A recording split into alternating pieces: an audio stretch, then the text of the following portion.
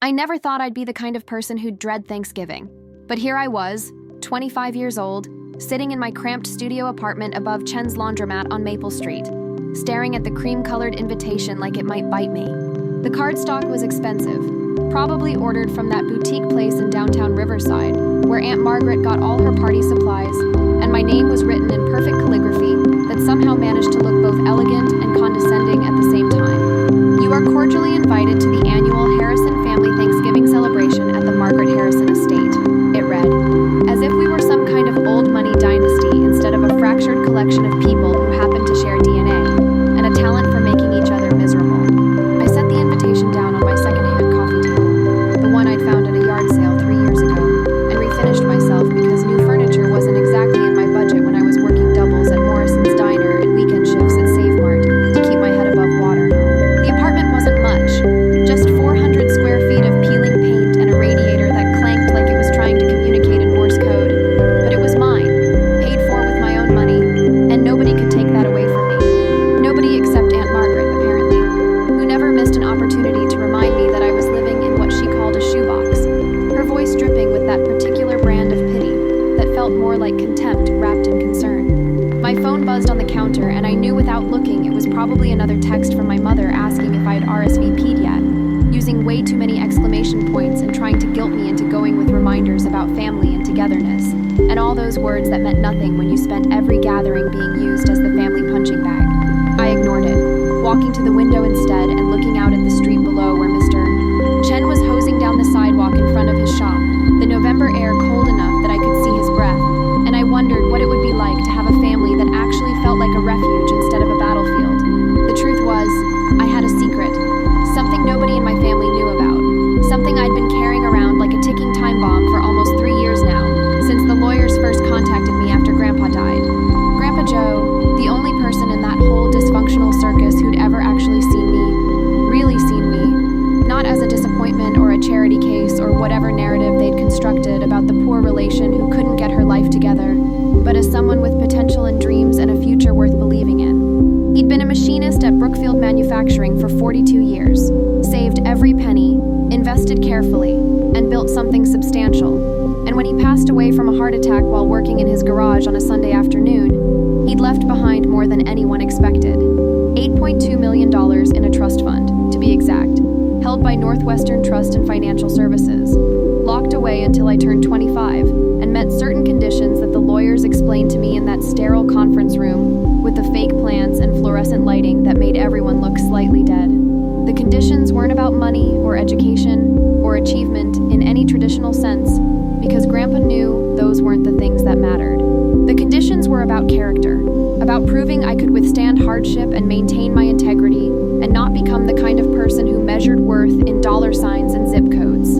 I had to work, had to support myself, had to demonstrate what he called in his letter resilience and grace under pressure, and most importantly, I couldn't tell anyone in the family about the inheritance until after it was finalized. That last condition had seemed cruel at first, especially during the worst moments over the past 3 years when I'd been eating ramen for the 4th night in a row, or crying in my car after particularly brutal family dinners, or lying awake at night wondering if maybe Aunt Margaret was right and I really was destined to be nothing special.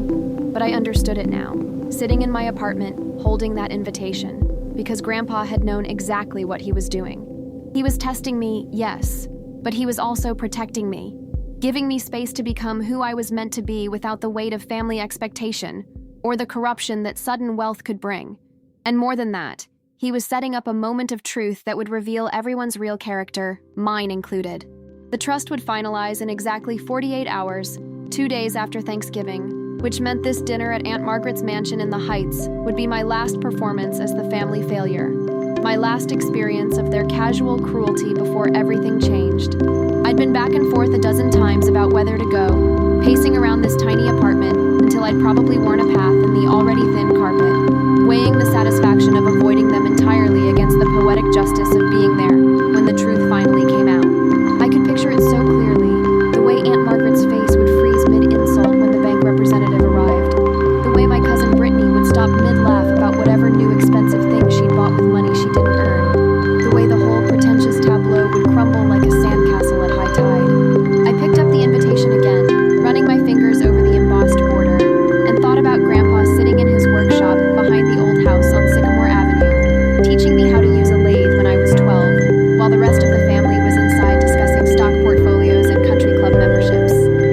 grease under his fingernails and wore flannel shirts from JCPenney, and drove a 15-year-old Ford pickup that Aunt Margaret always parked her Mercedes as far away from as possible, and he'd been worth more than all of them combined in every way that actually mattered. He'd told me once, while we were sanding down a piece of oak he was turning into a jewelry box for my grandmother, that real wealth wasn't about what you had, but about who you were when nobody was watching, and that the people who needed to broadcast their success the loudest were usually the most insecure about it. I could hear his voice so clearly sometimes it hurt, that gentle rasp he'd developed from years of breathing in sawdust and machine oil, telling me that my time would come, that patience and character would always win in the end, even when it didn't feel like it, that the universe had a way of balancing the scales if you just held on long enough. He'd said that to me in the hospital 3 days before he died, holding my hand with his calloused fingers while machines beeped around us, and Aunt Margaret complained in the hallway about the quality of the cafeteria coffee. And I'd promised him I would hold on, that I wouldn't let them break me, that I would prove worthy of whatever faith he had in me, even though I had no idea then what that meant. The phone buzzed again, and this time I looked. My mother, of course, with a message that read, "Please, honey, just come, it would mean so much to Margaret, and everyone misses you," which was such a transparent lie I almost laughed, except it hurt too much. Nobody missed me. They missed having someone to feel superior to. Someone whose struggles made their successes feel more impressive by comparison. Someone who served as a cautionary tale about what happened when you didn't marry well, or choose the right career, or somehow failed to win the genetic lottery that determined whether you were an insider or an outsider in the Harrison family hierarchy. But I was going to go, I decided, setting the phone down with a determination that felt like steel forming in my chest.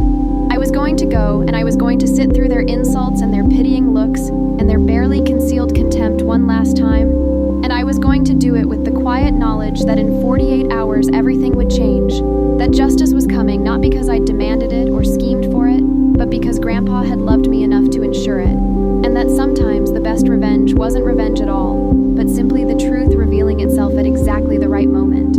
I walked to my closet, such as it was, really just a tension rod with a curtain across one corner of the studio, and looked through my limited options for something appropriate to wear to Aunt Margaret's Thanksgiving spectacle. Everything I owned came from Target or the clearance rack at Macy's, nothing designer or impressive, and I knew Aunt Margaret would notice and comment, probably something backhanded about how I looked nice considering, or how she had some things she was going to donate if I wanted them. I pulled out a simple navy dress I'd bought for job interviews, nothing fancy but clean and dignified, and laid it on the bed, imagining myself walking into that mansion with my head high, knowing what they didn't know, holding that secret like armor. The next 2 days passed in a blur of work and nervous anticipation, slinging hash browns and coffee at Morrison's while trying not to think about Thursday evening, stocking shelves at Save Mart while rehearsing in my head how I would stay calm and composed no matter what they said. My manager at the diner, Rita, noticed I was distracted and asked if I was okay, and I told her I was just dealing with family stuff, which was the understatement of the century, but also completely true. Rita was 63 and had been waiting tables since before I was born, and she had this way of looking at people like she could see right through whatever front they were putting up, and she told me something I kept repeating to myself like a mantra over those 2 days. She said, "Baby girl, whoever's making you feel less than what you are doesn't deserve space in your head, and the best thing you can do is show up and be yourself and let their poison roll off you like water off a duck, because people who are truly happy don't need to tear others down to feel good about themselves." I thought about that while I drove to Aunt Margaret's house on Thursday evening, my ancient Honda Civic making concerning noises as I wound through the heights, where houses had gates and circular driveways and probably cost more than most people would earn in several lifetimes. And I felt Grandpa's presence so strongly it was like he was sitting in the passenger seat, telling me I could do this, that I was ready, that everything was going to be okay. The mansion looked even more ostentatious than I remembered, all white columns and perfectly manicured hedges that probably cost more to maintain monthly than I paid in rent for a year. And I sat in my car for a full 5 minutes in the circular driveway trying to steady my breathing and remind myself why I was doing this. Through the enormous windows, I could see the chandelier in the foyer, some ridiculous crystal monstrosity that Aunt Margaret had bought on a trip to somewhere in Europe and never stopped talking about, and I could see shadows moving inside, family members arriving in their luxury vehicles, air kissing and laughing that particular laugh that rich people do when they're performing wealth for each other. I checked my phone one more time and saw the text from Mr. Patterson at Northwestern Trust confirming our appointment for Saturday morning at 9. Just a routine message about finalizing paperwork.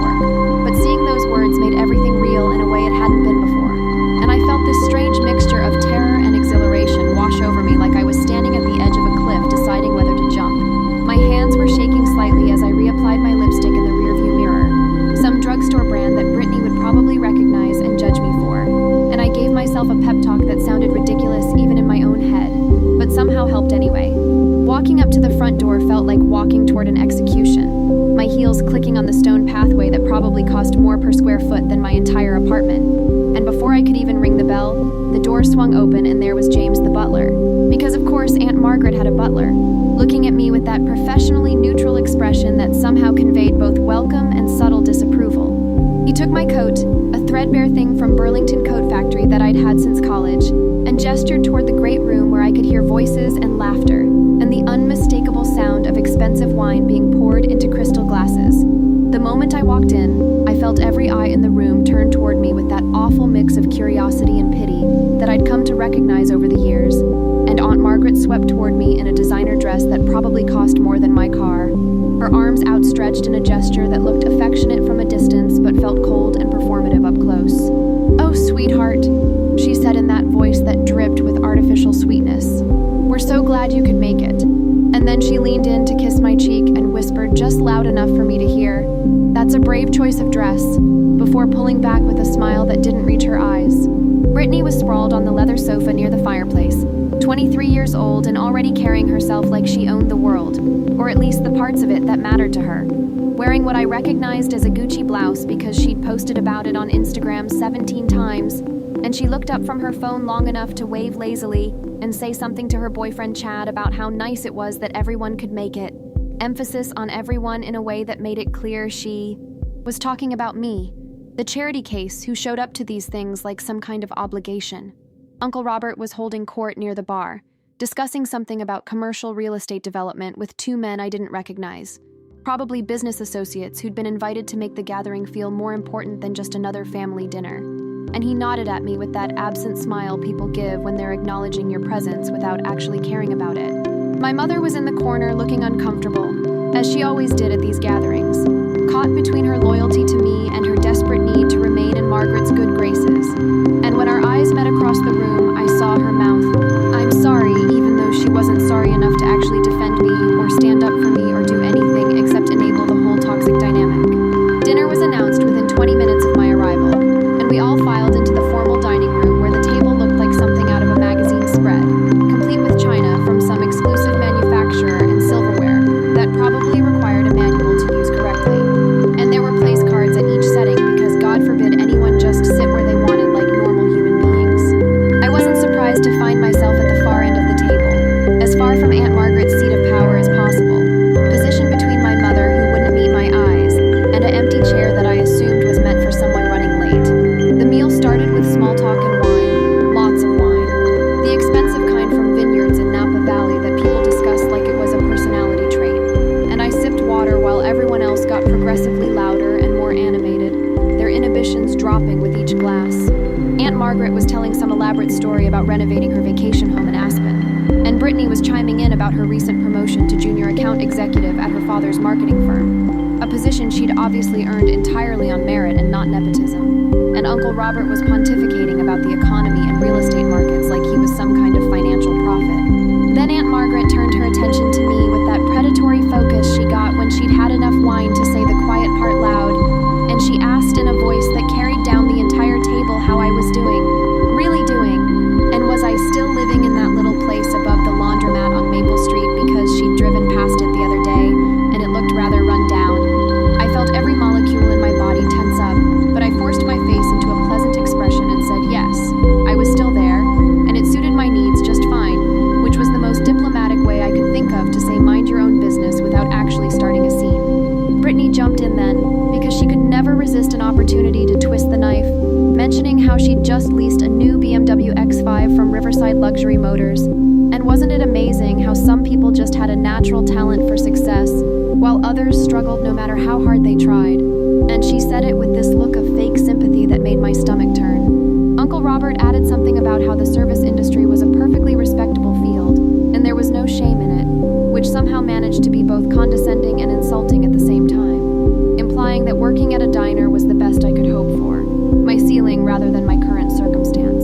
The main course arrived, turkey and all the traditional fixings prepared by some catering company that Aunt Margaret made sure to mention cost a fortune, but was worth it for quality. And I focused on cutting my food into precise pieces and chewing carefully while the conversation swirled around me, occasionally landing on me like a spotlight I didn't want. My mother tried to change the subject a few times, bringing up neutral topics like the weather or some movie she'd seen, But Aunt Margaret kept steering things back to family updates and success stories, and thinly veiled comparisons that always positioned me at the bottom of the hierarchy. If you're enjoying this story of patience and ultimate justice, please hit the like button and subscribe to see how this unfolds. Ring that notification bell so you don't miss what happens next, and drop a comment below saying something powerful transforms when we trust the timing. Your support means everything to this channel and helps us bring more inspiring stories like this one to life.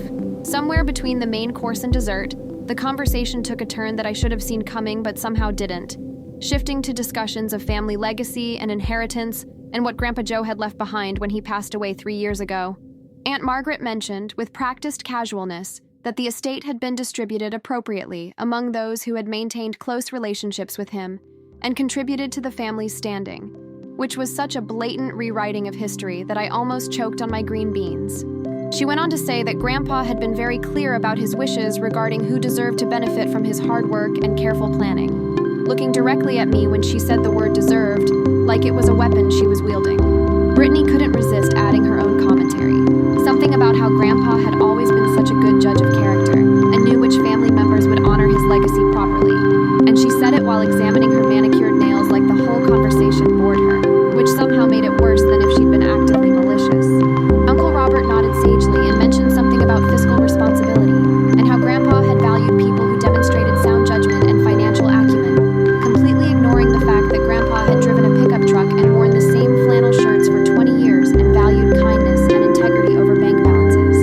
I felt something crack inside my chest, some protective barrier I'd built up over years of these dinners, and for a moment I thought I might actually say something, might actually reveal the truth right there over Aunt Margaret's perfectly arranged table settings and expensive wine, but I caught myself just in time. I thought about Grandpa in his workshop, patient and methodical, teaching me that timing was everything whether you were working with wood or navigating life, and I took a deep breath and let the moment pass.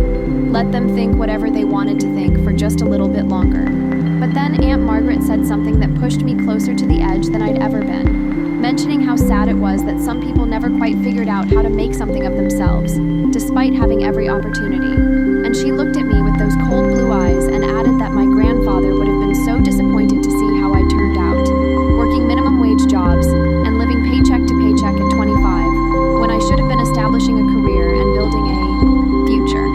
She said it with this tone of genuine concern that was somehow more cruel than outright hostility, like she actually believed she was stating an unfortunate fact rather than deliberately humiliating me in front of the entire family. My mother made a small sound of protest, but it was weak and ineffectual, and everyone ignored it anyway because that was the family dynamic, Margaret ruled, and everyone else either followed or pretended not to notice when she crossed lines that should never be crossed. I felt tears starting to form behind my eyes, hot and unwelcome, and I knew if I stayed at that table one more second, I was going to break down completely. So I excused myself as calmly as I could manage, mumbling something about needing the restroom, and I walked out of that dining room with as much dignity as I could muster, while feeling like I was falling apart from the inside out. I stood in the hallway outside the dining room, my back pressed against the wall with its expensive silk wallpaper that probably cost more per roll than I made in a month, and I tried to breathe through the tightness in my chest that felt like someone had wrapped steel bands around my ribs and was slowly tightening them. The hallway was lined with family photos in ornate frames, generations of Harrisons looking stern and accomplished, and I found myself staring at one particular picture of Grandpa from maybe 15 years ago, back when he was still working at Brookfield Manufacturing, standing in front of his workshop with that gentle smile that had always made me feel safe and seen and valued. I wanted to leave so badly in that moment, wanted to walk right out the front door and get in my Honda and drive back to my shoebox apartment and never subject myself to this particular brand of torture ever again, and my hand actually reached for the doorknob before I stopped myself. My phone was in my purse back at the table, but I could see the antique grandfather clock in the corner of the hallway showing 7:45, which meant the bank representative should be arriving in approximately 15 minutes according to the schedule Mr. Patterson had confirmed, and I realized with perfect clarity that if I left now, I would regret it for the rest of my life. This wasn't about revenge, I told myself, trying to slow my racing heart and wipe away the single tear that had escaped despite my best efforts to hold everything together. This was about justice, about truth, about honoring the faith that Grandpa had placed in me when he structured that trust fund with such careful intention and specific timing. He had known this would be hard, had known they would test me and hurt me and try to break me down, and he had believed I was strong enough to withstand it, and walking away now would mean proving him wrong about me, proving that maybe Aunt Margaret was right and I wasn't strong enough or worthy enough after all. So I straightened my shoulders and smoothed down my target dress and walked back into that dining room like I was walking into battle, which in a way I was. And I took my seat at the far end of the table while everyone else was being served dessert, some elaborate chocolate creation from Riverside's most exclusive bakery that Aunt Margaret was describing in excruciating detail. Nobody acknowledged my return except my mother, who gave me a worried look that I pretended not to see. And I sat there in silence while the conversation continued around me, insults and observations flowing like the wine that kept being poured into crystal glasses.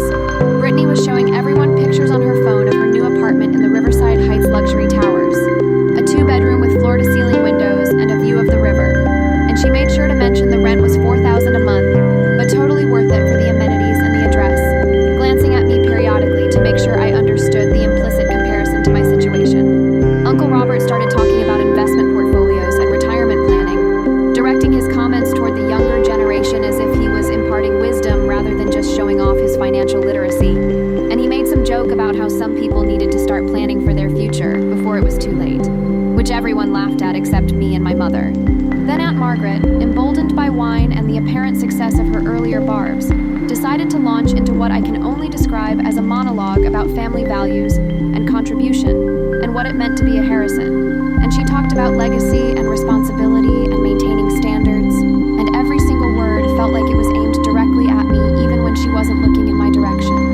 She mentioned how important it was for family members to support each other, which was rich coming from someone who had spent the entire evening tearing me down. And she said something about how sometimes people needed tough love to help them realize their potential, as if humiliation was some kind of motivational tool. I felt my hands trembling under the table, clenched into fists so tight my nails were digging into my palms. And I was staring at my untouched dessert, thinking about all the things I wanted to say, all the anger and hurt and frustration that had built up over years of these gatherings. And I was maybe 30 seconds away from exploding when I heard it. The doorbell, that pretentious chime that Aunt Margaret had custom installed because a normal doorbell wasn't elegant enough. And I watched James the butler excuse himself to answer it, and everything inside me went completely still. The conversation at the table continued, Aunt Margaret saying something else about disappointment and wasted potential, but I wasn't listening anymore because I could hear voices in the foyer, professional and polite. And then James appeared in the doorway of the dining room with an expression that suggested something unusual was happening. He cleared his throat in that formal way butlers do in movies and said, "Excuse me, Mrs. Harrison, but there's a Mr. David Patterson from Northwestern Trust and Financial Services here requesting to speak with Miss Emily Harrison," and he gestured toward me while the entire table fell silent. The change in the room was instantaneous and almost physical, like someone had sucked all the oxygen out of the air and replaced it with something thick and electric. And I watched Aunt Margaret's face go from confident and superior to confused and slightly alarmed in the span of about 2 seconds. She said there must be some mistake, her voice sharp and demanding, because why would a bank representative be coming to her home on Thanksgiving evening? And James just stood there professionally neutral and said the gentleman insists it's quite important and time-sensitive regarding Miss Emily Harrison specifically. I stood up slowly, my legs somehow steady despite everything, and I walked toward the foyer with every eye in that dining room boring into my back. And when I turned the corner, I saw Mr. Patterson standing there in his suit and tie holding a leather portfolio, looking exactly like what he was, which was a senior vice president of one of the most prestigious financial institutions in the state. He smiled when he saw me, a genuine professional smile, and said, "Miss Harrison, thank you for accommodating this meeting on a holiday. I know the timing is unusual, but given the finalization date, we wanted to ensure everything was properly executed before the weekend." Behind me, I could hear chairs scraping and footsteps, the family following because of course they couldn't resist. And within seconds, the entire group was crowded in the hallway watching this scene unfold like it was dinner theater they hadn't paid for.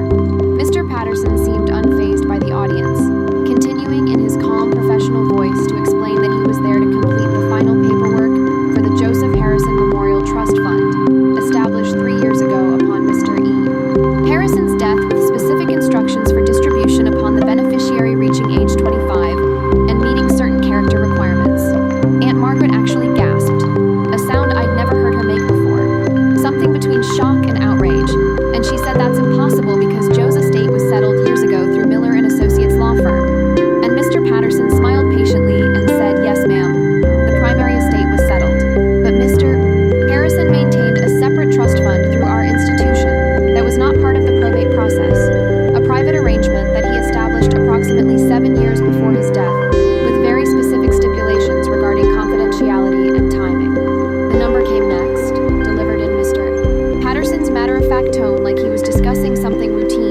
life-changing. $8.2 million in assets, including stocks, bonds, real estate holdings, and liquid cash, all of which would transfer to Miss Emily Harrison's control upon signing the finalization documents. And I watched that number land on my family like a physical blow.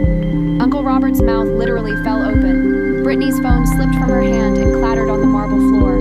My mother made a sound like a wounded animal, and Aunt Margaret's wine glass, which she'd been holding this entire time, tilted forward and spilled burgundy liquid all over her cream-colored designer dress, spreading like blood across the expensive fabric. Mr. Patterson was still talking, something about portfolio diversification and the trust's performance over the past 3 years. But I barely heard him because I was watching my family's faces transform from smugness to shock to something that looked like grief, like they were mourning not Grandpa's death but their own narrative about me, their comfortable story about the family failure who proved their superiority by contrast. Aunt Margaret tried to recover, stammering something about this being highly irregular and needing to verify the information, and Mr. Patterson simply pulled out documentation, official papers with seals and signatures, and legal language that couldn't be argued with or dismissed. He explained with professional courtesy that Mr. Joseph Harrison had been very clear in his instructions, that the trust was to remain confidential until the beneficiary turned 25 and demonstrated what he termed resilience, integrity, and independence through 3 years of self-support without family financial assistance, and that Miss Emily Harrison had met all requirements as verified by the trustees and was now entitled to full access to the fund. Aunt Margaret looked like she might faint, leaning against the wall for support, and Brittany just stood there staring at me like I'd suddenly become a different person, like the poor cousin in the cheap dress had transformed into someone she didn't recognize. Mr. Patterson opened his portfolio and pulled out the finalization documents, explaining that we could complete the signing right here if I was comfortable or schedule a formal appointment at the bank. And I found my voice for the first time and said, "Here is fine," my words coming out stronger and clearer than I expected.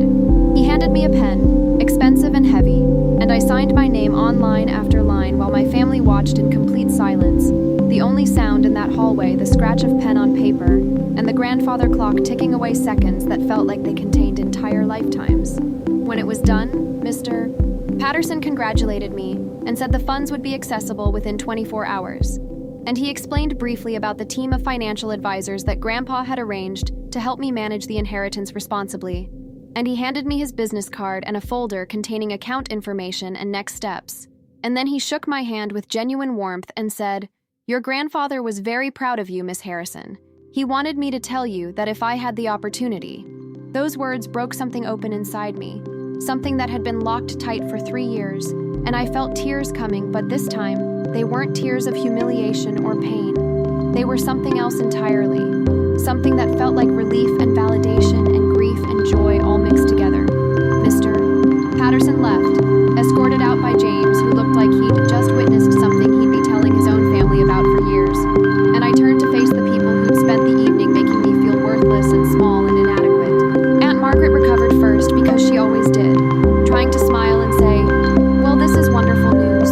We always knew you had potential," completely rewriting the narrative from 5 minutes ago, and I just looked at her steadily and said, "No, you didn't. But Grandpa did, and that's all that ever mattered." Brittany tried next, stumbling over words about how she was just joking earlier, and surely I knew that. And I cut her off gently but firmly, and said it didn't feel like joking for the past 7 years. It felt like cruelty, and watching her face crumble was satisfying in a way I hadn't expected, but also hollow because I realized I didn't actually want her to suffer. I just wanted her to see me. Uncle Robert launched into something about family investment opportunities and how we should discuss strategies for managing this windfall. And I told him I already had advisors arranged by Grandpa because, unlike what he seemed to think, I was perfectly capable of making sound financial decisions. My mother approached with tears streaming down her face, trying to hug me and apologize simultaneously, and I let her embrace me, but I didn't absolve her silence, didn't pretend that her failure to defend me over the years was erased by her current emotions, and I told her we'd talk later, privately, about what family actually meant and what I needed going forward. I collected my purse and my coat, and Aunt Margaret tried to convince me to stay, saying we should celebrate together as a family, and the irony was so thick I almost laughed, except nothing about this situation was actually funny. I said what I'd been rehearsing in my head for 3 years, the words that Grandpa had probably hoped I'd have the strength to deliver with grace rather than anger. And I told them I'd always been doing fine. I'd always been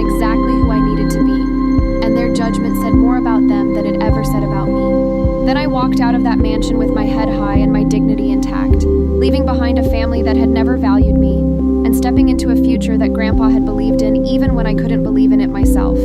6 months later, I'm writing this from my new home. Not a mansion because I'm not Aunt Margaret, and I don't need to prove anything to anyone, but a comfortable place in a quiet neighborhood where I can finally breathe without the weight of their expectations crushing me. I still work, not because I have to, but because I want to. Because Grandpa taught me that value comes from contribution, not consumption. I've started a foundation in his name helping young people from difficult family situations access education and opportunities.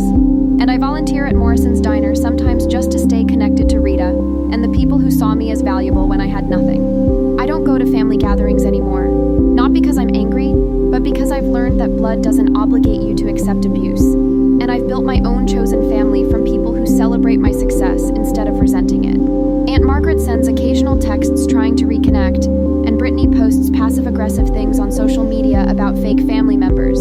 And I feel nothing about either because their opinions don't define my worth anymore. Last week, I visited Grandpa's grave at Riverside Memorial Gardens, bringing flowers and telling him about everything that's happened. And I said, thank you for believing in me. Thank you for teaching me that the best revenge isn't revenge at all. It's living well and staying true to yourself, no matter what anyone else thinks. If this story touched you, please give it a like and subscribe for more true tales of patience rewarded. Hit that notification bell and comment below with the words, "Silent strength speaks loudest," because your engagement helps us share these powerful journeys with others who need to hear them. Because at the end of the day, that Thanksgiving dinner wasn't about money or humiliation or even justice in the traditional sense. It was about a man who loved his granddaughter enough to give her space to become herself, and a 25-year-old woman who learned that sometimes the most powerful thing you can do is simply endure with grace until truth reveals itself in its own perfect timing.